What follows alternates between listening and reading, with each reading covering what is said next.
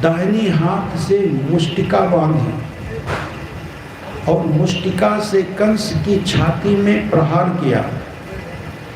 इतने जोर से मुष्टिका से कंस की छाती में प्रहार किया श्री कृष्ण ने कि कंस के प्राण पखेरु उड़ गए, प्राण पक्षी उड़ गए और कंस का निष्प्राण शरीर धड़ाम से नीचे गिरा। भगवान श्री कृष्ण कंस की छाती पर कूद पड़े, बड़े गुस्से में हैं। बालों को पकड़ करके भगवान कृष्ण कंस के उस मृत शरीर को, मुर्दे शरीर को घसीटने लगे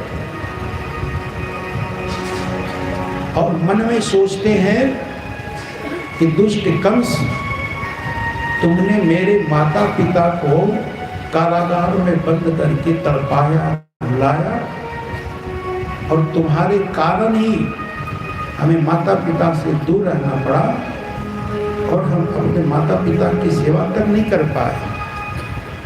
माता पिता के प्रेम से मुझे वंचित रहना पड़ा।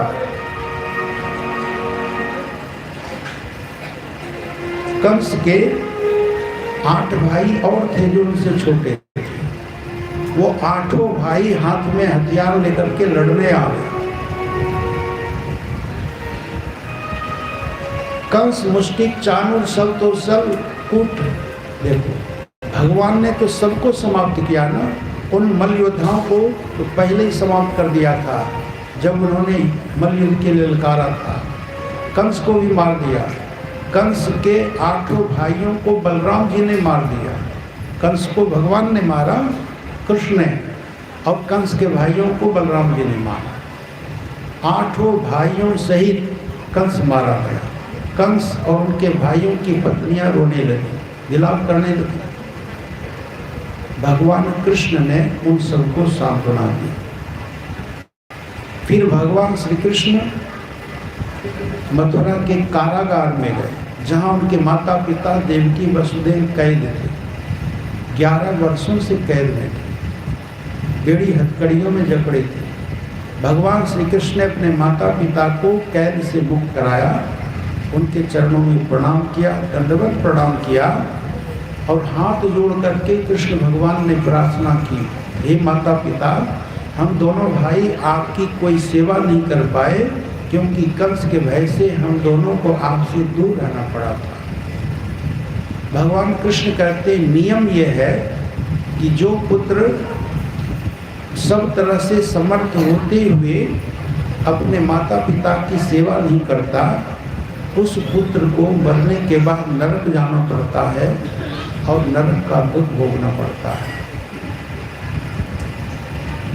कोई पुत्र जब तक माता पिता जीवित रहे, जीवन भर माता पिता की सेवा करता रहे, फिर भी माता पिता के ऋण से कभी ऋणी नहीं हो सकता। ये भगवान कृष्ण ने कहा। इसके बाद महाराज उग्रसेन को, जो भगवान कृष्ण के नाना हैं और कंस के पिता हैं, उनको राज सिंहासन पर, राजगद्दी पर बिठाया और जो लोग कंस के भय से दूर रहने लगे थे, मथुरा छोड़ करके दूतों को भेज करके उन सभी को मथुरा नगर वापस बुलवाया कि अब आप लोगों को डरने की जरूरत नहीं है, आप सब लोग मथुरा वापस आ जाए। और सब लोग मथुरा में प्रेम पूर्वक, आनंद पूर्वक रहने लगे। महाराज उग्रसेन राज सिंहासन पर बैठे हैं मथुरा में। कृष्ण बलराम दोनों भाई सेवक की भांति रहते हैं और मथुरा नगरी अब हर प्रकार से सुरक्षित है, निर्भय है, वहाँ की प्रजा खुश है, प्रसन्न है। इसके बाद का जो प्रसंग है वो प्रसंग है उद्धव जी के ब्रजगमन का। लेकिन भजन सुन लीजिए, बहुत देर से आपने भजन नहीं सुना। बोलिए वृंदावन बिहारी लाल की।